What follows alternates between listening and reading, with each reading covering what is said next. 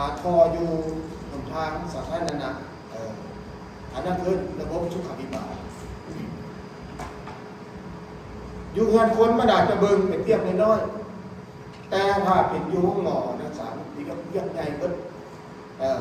น้ำที่ซักล้างออกมาจากห้องผ่าตัดห้องประสูติต่างๆมันเป็นน้ำที่ติดพยาธิมานำติดพยาธิมานำจังซั่นมันจะระบบพวกนี้แล้วเทื่อมันจะมีแนวบำบัดน้ำเพื่อนซะก่อนจึงปล่อยออกแต่ว่าอยู่บ้านเฮานี่ส่วนหลายจะบ่ได้บำบัดน้ำเพื่อนจังซั่นจะปล่อยออกจากห้องสุขภิบาลลงไปหาห้องสาธารณะห้องสาธารณะก็คืออยู่หนทางมันจะมีห้องมันจะมีทอสาธารณะอยู่สองฝั่งข้างของหนทางจะสั้นบอลใดที่เป็นห้องน้ำอยู่แปะห้องหมอเขาจะเห็นว่าหนึ่งมามีนอนน้ำได้หลายสองมาหางลูกยุงหางลูกยุงการหางลูกยุงกับโบจุกโบงามแบบเพราะว่ามันเป็นกินยุงหางลูกยุงแบบธรรมชาติอันที่สามก็คือเอียนก็ได้หลายอยู่แถวคุ้มยาวัดได้ห้องหมอมโหสถกระเจ้าเบ็ดไปใส่ของเอียนตัวไหนก็ตัวใหญ่แล้วก็ขายอยู่ตลาดเอียนพวกนั้นมันจะตุ้ยผีเป็นพิเศษเพราะว่าอย่างเด็กน้อยแม่และเด็กไปเกิดอยู่กันกันแล้วเตือกล่างน้ำเลือดลงแล้วเตือกระพาตัดอันนั้นอันนี้ทิ่มลงกันเอียนมันก็ได้กินเป็นอาหารท่านเล่าเรื่องสุขภิบาลถ้าเป็นระบบของโรงงานของหมอถือว่าเป็นเรื่องใหญ่ท่านระบบอยู่ในอาคารบ้านพักเรือนคนธรรมดานี่ถือว่าบ่ถือเป็นสำคัญกันได้เพราะว่าน้ำที่เราใส่มีแต่น้อยเดียว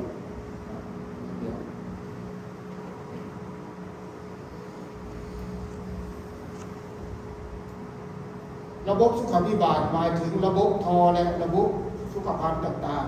ๆอยู่ในหันมันจะมีสองอย่างเวลาเขาประมาณราคาหนึ่งมาแมนคอมเตอร์น้ำติดตั้งคอมเตอร์น้ำสองแลนคอน้ำตามความยาวและก็ชนิดของทอสามแมนติดตั้งสุขภัณฑ์อยู่ในห้องน้ำเขาหันเขาก็นำออกก็ได้มันประกอบมีอย่างแน่สุขภัณฑ์อ่างล้างหน้าอยู่ในห้องน้ำห้องหนึ่งมันมีอย่างแน่หนึ่งอ่างล้างหน้าสอง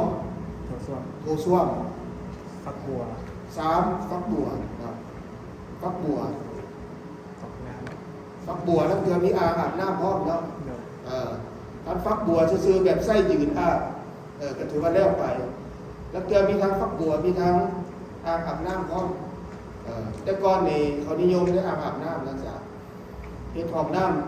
ำเรือนคนแต่ละหลังต้องมีอ่างอาบน้ำแต่ปัจจุบันรู้สึกว่าอ่างอาบน้ำมันใส่แล้วมันบ่เกิดประโยชน์ปานใดแต่ก่อนอาบน้ำนี่ต้องได้เป็นนอนอาบนั่นบ่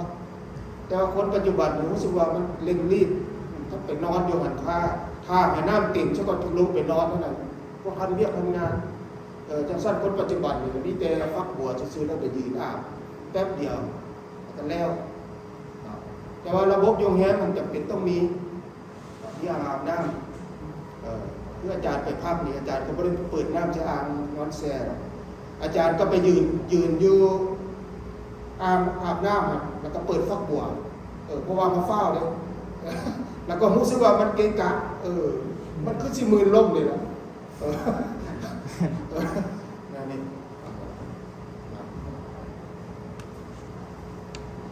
ต่อมาการติดตั้งอ่างล้างถ้วยปอกน้ำแล้วก็รวมทั้งติดตั้งแวนแยงของน้ำแวนแยงก็ติดตั้งแล้วตัวนี้มีกับเกียร์อนามัยแล้วตัวนี้กับมีกอกซีนเขาก็นับเบิดทุกอย่างเท่ากันแล้วว่ามันได้ติดตั้งอย่างใดเพราะว่าแต่ละรายการหมายถึงรายจ่าย หนึ่งมาจ่ายวัสดุสองมานิ่งจ่ายค่างานแต่ละอย่างอุปมาราคาพอทราบความมีความรู้เกี่ยวกับงานระบบสุขาภิบาลดังนี้ส่วนประกอบของงานระบบสุขาภิบาลท่อน้ำประปานะจ๊ะนักเรียนกับเจ้าจะเขียนใส่ CW แมนโควอเตอร์หมายถึงน้ำเย็นให้นี่เป็นท่อหมายถึงระบบน้ำดีกับน้ำที่บ่ได้ใช้อันเดียวกันน้ำดีกับน้ำประปาอันเดียวกันคันใส่ออกมาแล้วมันจะบ่เป็นน้ำดีมันจะเป็นW มาถึงวอเตอร์หมายถึงน้ำที่ล้างแล้วใส่แล้วตัวนี้พอน้ำทิ้งหรือว่าน้ำเสียมันมาจากใส่ตัวนี้ไปมาจากหนึ่งมาหลังจากเขาอาบน้ำแล้วเขาน้ำเสียสองมาอาบล้างมือสามมาอาบล้างจาน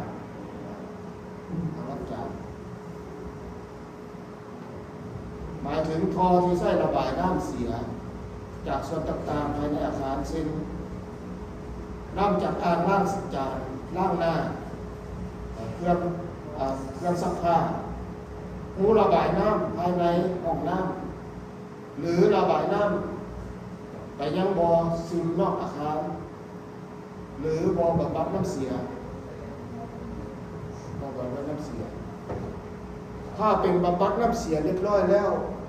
ก็สามารถปล่อยลงอ่างสาธารณะได้ถ้าว่ายังบ่ทันบำบัดก็สามารถปล่อยลง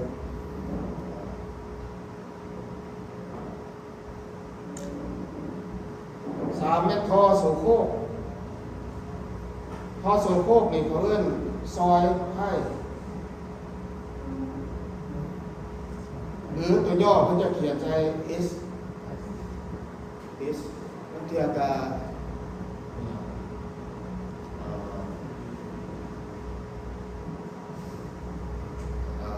SG มันเทียบกับเจ้าจะเขียน SG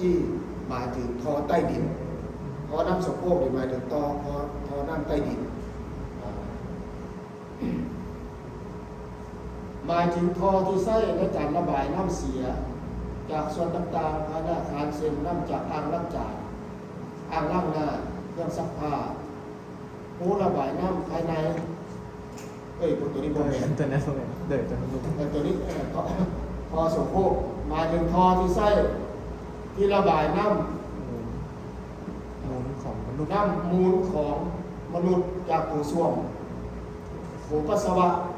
ที่ระบายไปยังบ่อเกิดหรือว่าบ่อเก็บน้ำหรือว่าอ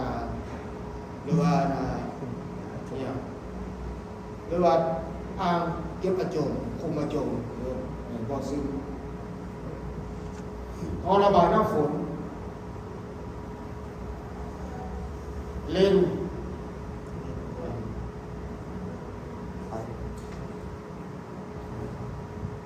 มาถึงท่อที่ทำหน้าที่ระบายน้ำฝนจากทั้งอาคารและบริเวณพื้นหอบอาคารไปสู่ท่อระบายน้ำสาธารณะวันนี้ทางบำบัดน้ำเสียหรือบ่อเกิดบ่อซึมทางตัวนี้มาถึงทางเก็บอาจมหนึ่งมาใส่เก็บอาจมสองแมนใส่เป็นขุมพักน้ำพักน้ำน้ำจากล้างจากอาบน้ำต่างๆมีขุมพักน้ำไว้วิธีขุมก็คือคุดขุมแล้วก็เอาแทงขุมเป็นวางใส่แทงขุมมันจะกว้าง1 เมตรนะแต่ว่าคุดขุมต้องเผื่อเรื่องละ50 เซนเอาแทงขุมไปใส่แล้วเจาะข้างทั้งพื้นบ่ให้เทเป็นต้นทั้งพื้นใส่ทรายและใส่หินมองไว้แล้วก็ระบายน้ำลงไปอยู่ข้างๆก็เอาหินกับทรายไปใส่ไว้เมื่อน้ำไหลลงมามันก็จะสามารถซึมลงในซึมออกข้างๆได้แล้วใส่เดินไป ใส่เดินไปมันจะรู้สึกว่ามันตัดน้ำบระบายออกก็จะนั่นเป็นคุมอันนึงที่มีกลิ่นเหม็นอยู่ทั้งข้างก็ต้องใส่ทานนะใส่ทานดับไฟเขาเนี่ยนะ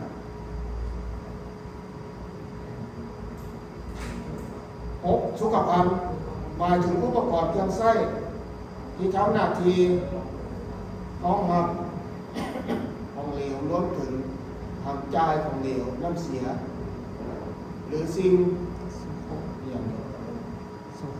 โซโครกทั้งหลายไปสู่แหล่งกำจัดของเสียอันนี้สุขภัณฑ์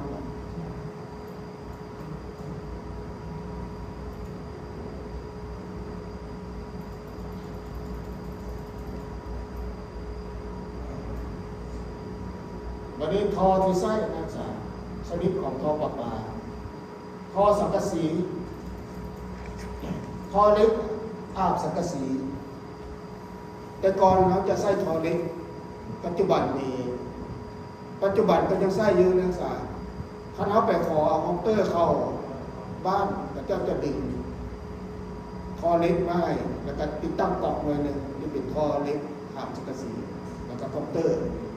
แล้วก็จะปะเป็นบอลต่อให้เขาต่อไปหาอาคารอีกตัวนั้นมันจะเป็นสามตาและมีเกี่ยวแล้วจะเอาฝาปิดไว้เวลาเขาเห็นอาคารแล้วผู้รับผิดชอบก่อสร้างอาคารจะจ้างสร้างประปามาต่ออีกอันหนึ่งการต่อแบบนี้เพื่อจะเอาท่อ PVC เป็นหลักมาใส่ท่อ PVC มันจะแยกออกเป็น3ขนาด3คุณภาพพอ PVC ใช้สำหรับน้ำประปามันจะมีความหนาอยู่สั้นคุณภาพของมันอยู่ 13.5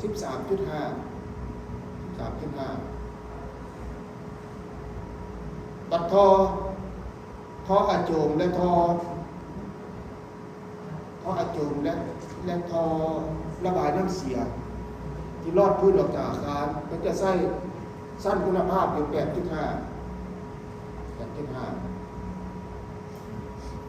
อยู่ในอาคารจะใส่อยู่2อย่างอันตัวที่3ก็คือใส่ชั่วคราวเวลาเขาเป็นก่อสร้างเขาจะใส่ทอคุณภาพอยู่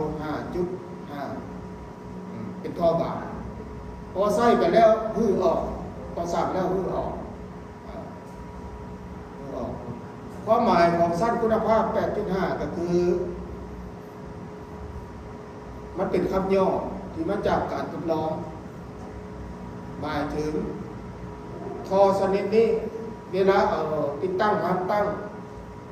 มันได้อยู่85 เมตรหลักความดันหน้ามันดันลงมาภายใน85 เมตรนี่มันจะบ่แตกเขาเป็นคุณภาพของมันตอนนี้ตัว 13.5 หมายถึงขั้นตอนไปทำตั้งแล้วเอาน้ำใส่เต็มมันจะรับประกันความอัดของน้ำอยู่ได้135 เมตร135 เมตรทอจะบ่แตกบ่ครับเมื่อเขาเทียบในนี้แล้วเขาจะรู้ว่าทอประปานี่มันต้องใส่ตัว 13.5 เป็นอย่าง 13.5 เป็นอย่างต้อง 13.5 เพราะว่ากระเจ้าจะไปชิมไลใส่ปั๊มออโตเมติกเวลาเขาใส่อยู่ในอาคารเขาจะเปิดปั๊มออโตเมติกมันจะมีความดันตลอดเปิดก๊อกปึ๊บมันจะดันแห้งด้วยครับปั๊มออโตเมติกคือโยงแห้งก็จะเห็นเปิดก๊อกใดมันจะน้ำแห้งเป็นพิเศษถ้าเอาทอบางที่นั่นมันแตกถ้าเอาทอชนิดหนาส่วนทอระบายน้ำออกจากพื้นอาคารออกจากอ่างล้างจานตัวนี้มันบ่มีความดันมันเลยใส่ 8.5 ตัวท่ออะโจมก็บ่มีความดันของมันบ่หลายตัวเลยใส่ 8.5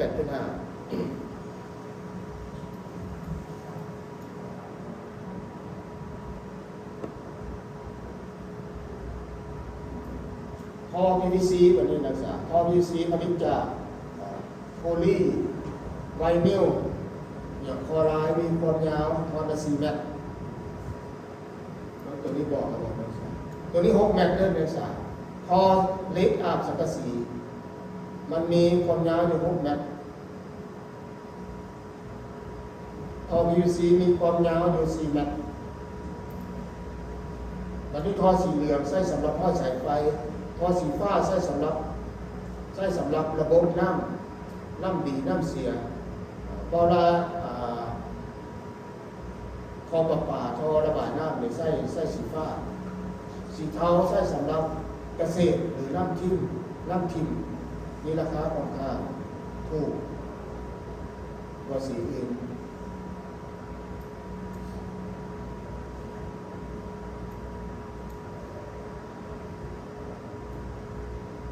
พอ PE ก็ PR ตัวนี้ก็จึงไปนั่นไหนก็ได้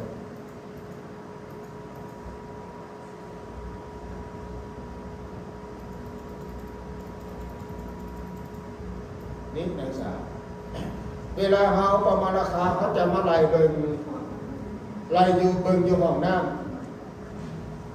ว่ามันมีอุปกรณ์อย่างใดมีรายการอย่างใดอยู่ในนี้เกี่ยวกับเวียกประปาในสุขภิบาลอยู่ในนี้เขาจะเห็นหนึ่งนะคือน้องว่ากันต้องพอดีว่าติดตั้งอ่างล้างหน้าติดตั้งอ่างล้างหน้าอยู่จุดอ่างล้างหน้ามันมีอย่างไรมันต้องมีติดตั้งแผ่นแยงพร้อมติดตั้งอ่างล้างหน้าติดตั้งแผ่นแยงแ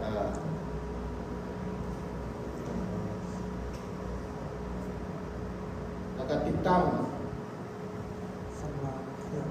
อย่างอีกก๊อกน้ำนะ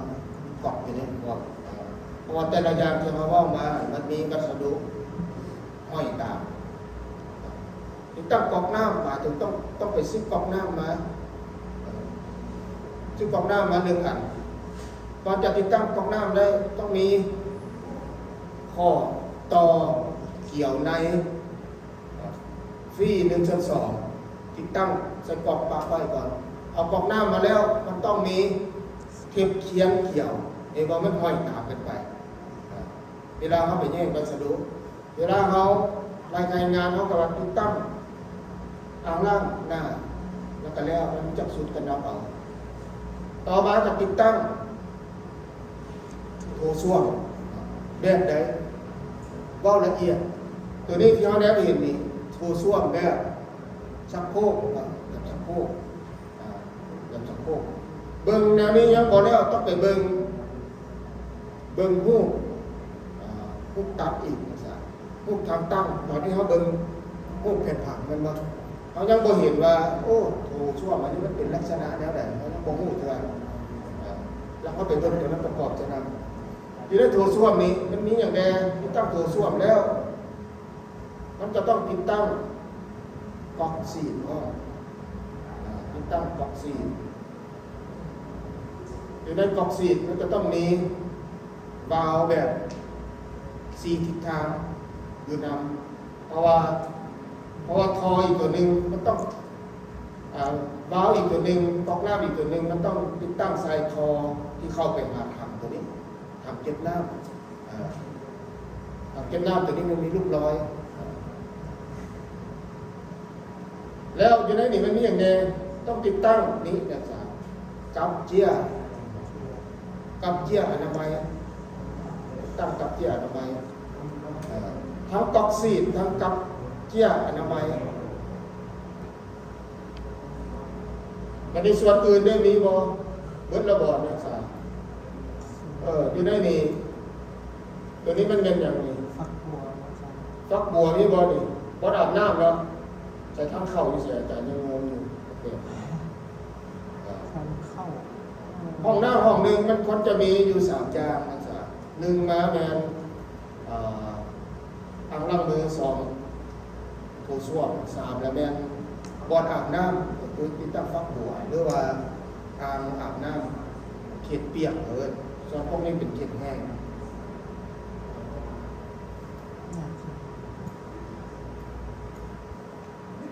ตัวนี้เป็นห้องน้ำเดียว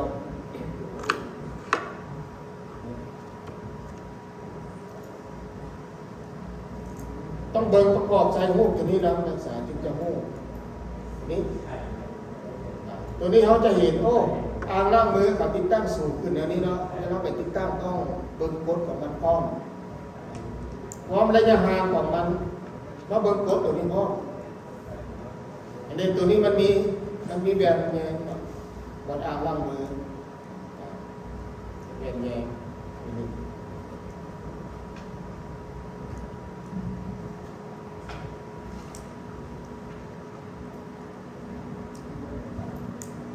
แล้วรายละเอียดต่างๆก็เจ้าจะเขียนกระจกเงานี่อย่างนี้กระจกเงายางดีหนา5 มิลหมายถึงแก้วที่เห็นเป็นกระจกมันเป็นยางหนา5 มิลยางหนาสั้นลาน2 ชุดสั้นบน1 ชุดรวมเป็นรายการมารวมเป็น3 ชุด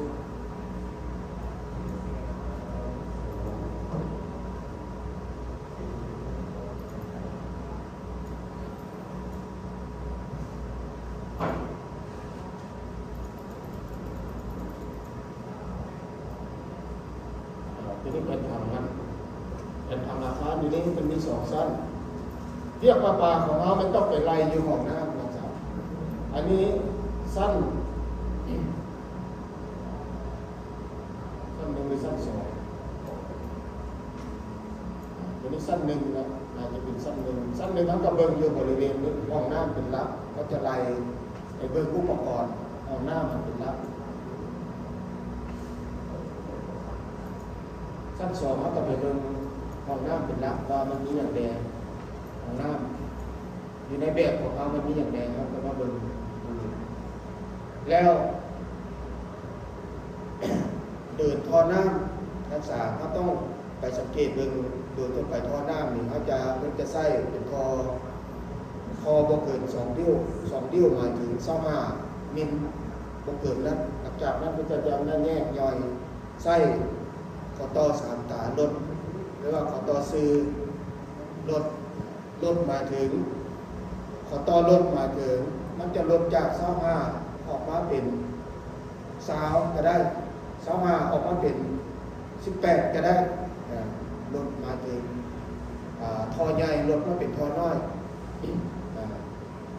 เวลาเราใส่ท่ออยู่ในห้องน้ำรวมคือของโรงเรียนแล้วนี่มันจะมีโถส้วมเลี้ยงกันอยู่เห็นบ่แล้วก็โถปัสสาวะเลี้ยงกันอยู่เห็นบ่จังซั่นเพิ่นจะแล่นด้วยท่อใหญ่ไปซะก่อนแล้วจึงมาใส่ท่อรถเป็นหัวน้อยๆเพื่อให้มันมีความดันไหลขึ้นเพื่อเปิดพร้อมกันมันก็จะน้ำไหลอ่างล้างมือเปิดพร้อมกันก็จะน้ำไหลถ้าเราบ่ใส่รถถ้าเราดึงท่อน้อยมาเปิดก๊อกแรกน้ำไหลก๊อกที่2บ่ออกก๊อกที่3บ่ออกเวลาแต่ติดตั้งตัวนี้แล้วมันมีวิศวกรมากดสอบแรงดันของน้ำก็คือไปวัดแรงดันแต่ละจุดว่าน้ำออกบ่เวลาเปิดพร้อมกันน้ำก็ต้องออกพร้อมกันเบิดห้องแฮมคือกันนักศึกษา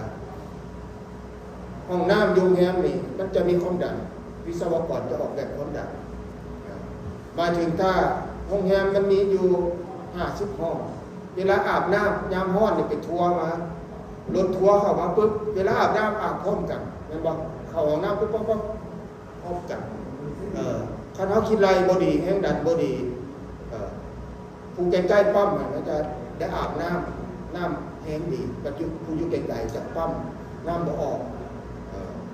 จังซั่นเพิ่นจะแลกท่อใหญ่ไปสก่อนแล้วจึงยึดท่อลดระดับท่อน้ำลงเพื่อให้แห้งดันได้ทุกจุด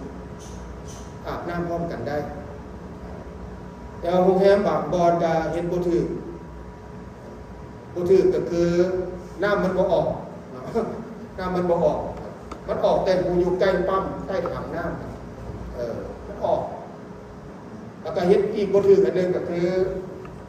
มันบ่มีท่ออากาศท่อระบายน้ำอยู่อ่างล้างมืออยู่พื้นตลอดฮอดอยู่สักโครกมันต้องมีท่อเอาเป็นท่อเว้น พอเว้นหมายถึงพอวีหมายถึงเว้นหมายถึงอากาศพออากาศจะต่อออกทางข้างพอพวกนี้ขึ้นไปทางเทิงเวลาเขากดสะโคกปุ๊บอากาศมันจะดันขึ้นเทิงมันจะเห็นไหมันไหลลงไว้เวลาเขาอาบน้ำด้วยกันอาบน้ำพร้อมกันเองถ้าไม่มีทอพวกนี้น้ำมันก็จะระบายลงไว้คันโบมีห้องนั้นจะเปิดห้องนี้ก็เปิดน้ำอยู่พื้นระบายพร้อมกันมันตันมันดันกันอยู่ในระบบทอเห็นให้น้ำอยู่พื้นเห็นบ่ไหลก็ไหลซ่าบางโรงแรมครึ่งหนึ่งพุ่นละของระบบโรงแรมเป็นแล้วนะเบิดเวลาอาบน้ำแล้วน้ำบ่ไหลออกจากพื้นไหลก็ไหลซ่าเขาจนอาบน้ำแล้วออกไปแล้วน้ำยังงงอยู่มันก็ค่อยๆไหลใช่ไหมแสดงว่าก็จะบ่ได้ใส่ทอเว้นทออากาศถ้ามีทออากาศก็จะใส่แต่ละห้องเวลาน้ำมันไหลลงมันก็จะทำอากาศขึ้นไปเองมีแต่มวลน้ำไหลลงแล้วก็บ่มีเสียงดังเอาไปนอนโรงแรมบางบอนมันจะมีเสียงดังก็เจ้าอาบน้ำอยู่พุ่นกดสักโคกอยู่พุ่นทางจากห้องเขา4 ห้องสักโคกของเขาก็ยังดังบอกอยู่เขาบ่ได้ใส่มันก็ยังดังก็ย้อนว่ามันบ่มีท่ออากาศสั้นเวลาเขาพอมาราคาเขาต้องตึง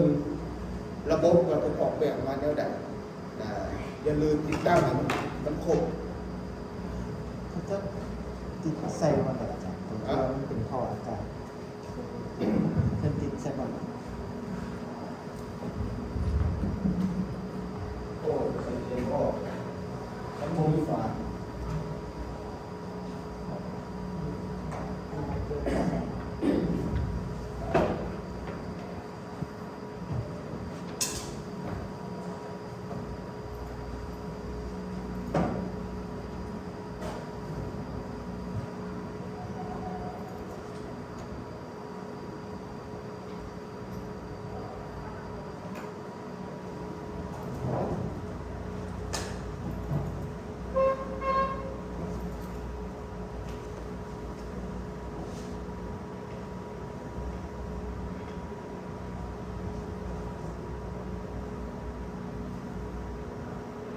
ท่ออากาศที่ใช้ติดตั้งอยู่2 ระบบ1แม่นระบบน้ำส่งโคกต้องได้ติดตั้ง2มาติดตั้งระบบน้ำเสียน้ำดีบ่ใส่ได้ท่ออากาศแต่ติดตั้งใส่น้ำดีน้ำไหลขึ้นหลังคาเบิดได้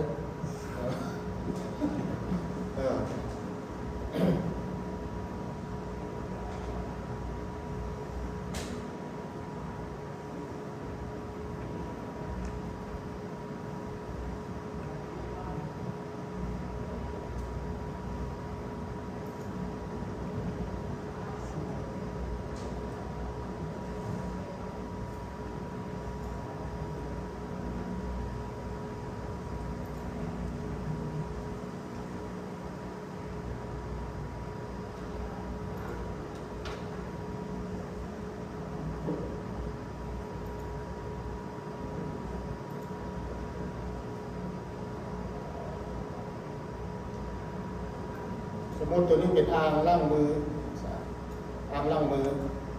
คอมันจะลงมาหาขึ้นนี่เนาะแล้วก็ไหลออกไปตัวนี้คอทางตั้งของอ่างล้างมืออยู่ซ้ำถัดมาอีกมันจะมีอ่างล้างมืออีกห้องน้ำเขาจะออกแบบมันอยู่จุดเดียวกันตัวนี้มี3 ตาที่ใส่ไว้ตัวนี้จะ3 ตานะ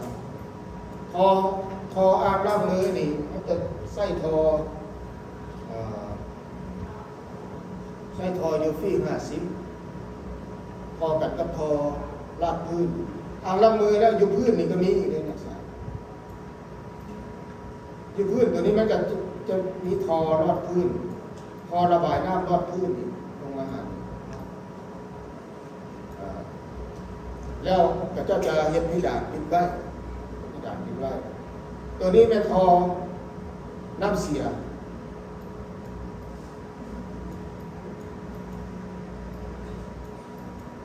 ทอน้ำเสียทอน้ำเสียมี2อย่าง1ม้าแมนตามล่างหน้า2ม้าแมนทอรับพื้นอยู่ในบทเรียนเขามันมีอยู่ในอ่างล้างจานอย่างนั้นบ้างแต่อาจารย์แนะนำอ่างล้างจานให้ใช้ทอเรื่องต่างหากบางคนเอามาลงนี่มันมักต่ำบางทีวันนี้ทอน้ำเสียต่อจากสายแบบนี้ตัวนี้มันจะมีสั้นของมันอีกนิดหน่อยสั้นตัวนี้ทอน้ำเสียมันจะต่อจากนี่นะนักศึกษาต่อออกมาจากนี้ขึ้นไปถึงแล้วก็ออกมาเอาแบกออกจากเพดานห้องนอกให้อากาศมันออกไปในนี้เขาเรียกทอเว้นทอวีชื่อเต็มประมาณเว้นในนี้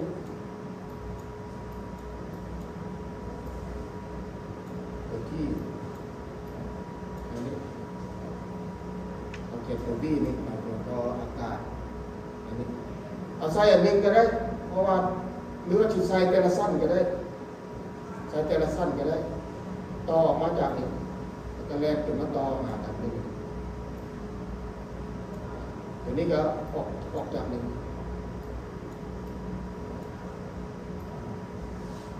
เห็นป่ะหน้ามันจะไหลลงมันจะเหลือแต่อากาศที่ดันออกจากโพตัวนี้ขึ้นไปเทิงท่ออาโจมคือกันนะสาท่ออาโจมสมมติมันมีโพช่วงอยู่นี่นะทอมันจะออกมาในนี้ตัวนี้มันจะใช้ทอต่างหากตัวนี้ต้องแมนตัวนี้มันฟรี50นะฟรี50ทออากาศ50 มิลตัวนี้ต้องแมนฟรี100ตัวนี้ฟรี100ทออาโจมต้องแมนฟรี100มิลมันจะตามกันอยู่แล้วก็ทอตัวนี้จะต้องมีทออากาศที่เย็ดขึ้นไปเทินจะไม่ขึ้นกันอาจจะเอาเทียมกันก็ได้ทออากาศของตัวช่วงตัวนี้ทออากาศตัวนี้จะขึ้นสูงเป็นพิเศษเพราะว่ามันจะมีกลิ่นพอน้ำเสียจะโบมีกลิ่นแล้วพอนี้มีกลิ่นขึ้นไปสูงขึ้นไส้ฟรีเท่าไหร่ล่ะตัวนี้นักศึกษาไส้ฟรี50ก็ได้เท่ากันตรงนี้ฟรี50นักเรียนกับเจ้ากับบอไส้มาฟรี50ไส้ฟรี35น้อยกัน50เพราะว่าไส้ทอใหญ่น่ะมันติดตั้งขึ้นสูงมันติดตั้งยากพอฟรี35ก็ซ้ำแค่ต่างมันใหญ่ได้แต่ว่าอาจารย์ใช้ฟรีน้อยได้บ่น้อยหลายก็บ่ได้ยกตัวอย่างตัวนี้เป็นคุมาโจรที่เราอาคารคุมาโจรเขาจะเห็นเป็น3 ห้องนั่นบ่ตัวนี้เป็นทออาโจมลงนี่พอฟรีน้อยเนี่ยลงนี่ปึ๊บมันจะไหลข้ามมันนี่ในบนนั้น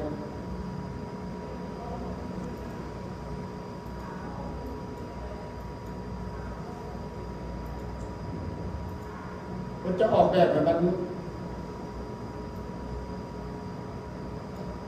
เพราะว่าจุ่มเวลามันลงแบบนี้แล้วมันจะจุ่ม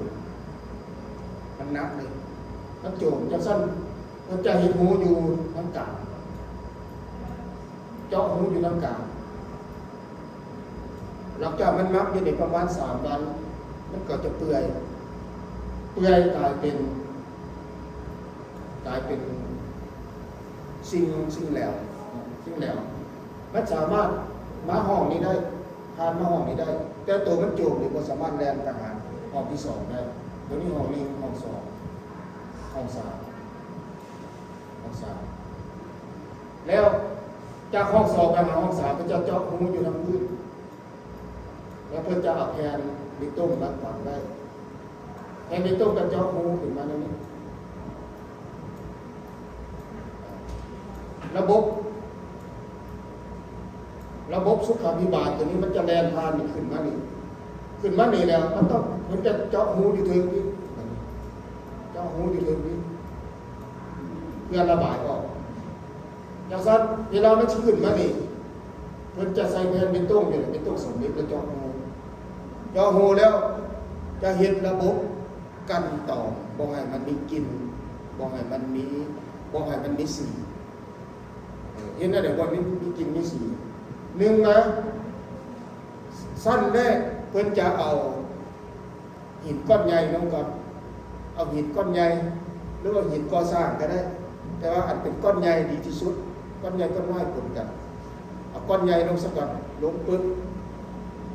ตัวนี้เขาเรียกกล่องหยาบสักก่อนแต่มันกล่องหยาบเวลาน้ำดันขึ้นมามันจะเป็นการกล่องแบบหยาบๆ2 ม้าแมนระดับหินก้อนใหญ่ใส่ประมาณ30 เซนหลังจากนั้นเจาะทานดับไฟลงใส่อีก30 เซนทานดับไฟมีคุณสมบัติก็คือดับกลิ่นดับสีของน้ำดับกลิ่นดับสีวันนี้ทานดับไฟทำมาถึงน้ำแล้วมันสิฟูเป็นบ่เพิ่นเก่าหินก้อนน้อยลงโถมอีกแบบนึงลงโถมอีก30 เซนของหนาประมาณผมทานไว้30 เซนวันนี้หินก้อนน้อยมันจะเป็นการกรองละเอียดบางคนก็จะเอาทรายไปถมใส่หินก้อนน้อยอีกก้อนหนาอยู่30 เซนจากการใช้ตัวจริงแล้วเอาทรายลงใส่บ่ดีเพราะว่าทรายมันสามารถลอดขึ้นลงมาสุดท้ายมันต่ำอยู่ทั้งลุมนี่มันบ่เห็นหรอกสุดท้ายมันมาเกาะอยู่มันต่ำอยู่ทั้งลุมจากด้านซ้ายมันจะบ่ใส่มันจะพาหินก้อนน้อยไปแล้วถือว่าระบายออกข้างๆได้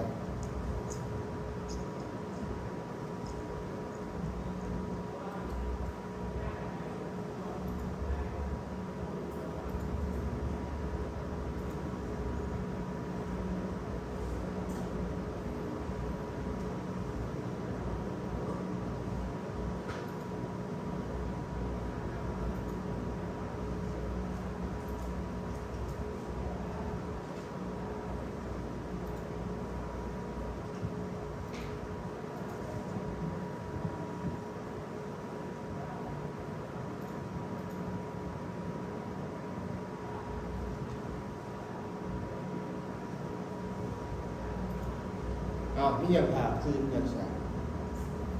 บทนี้เขาจะเป็นทฤษฎีว่าฟังสักก่อนแล้วสมองหนักเขาจะประมาณราคา3 อย่างเนาะป่าไฟฟ้าก็เป็นอย่างอีก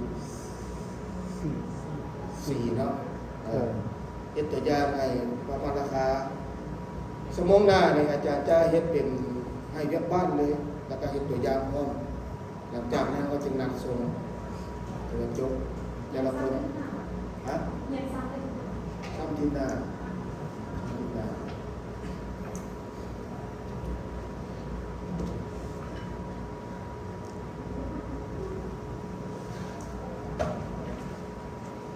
นักศึกษาตามอาจารย์หมายอาทิตย์นี้เป็นอาทิตย์ที่15เลยอาทิตย์หน้าเป็นอาทิตย์ที่16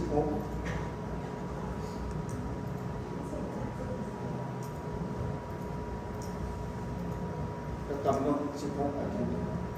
ถามนักสูตรแต่ห้องนักศึกษาถือว่าโชคดี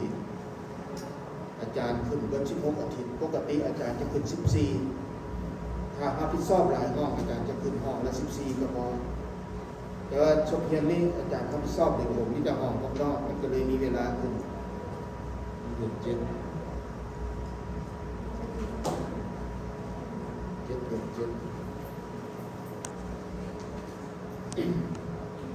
อ่านซื้อเลยกระหนก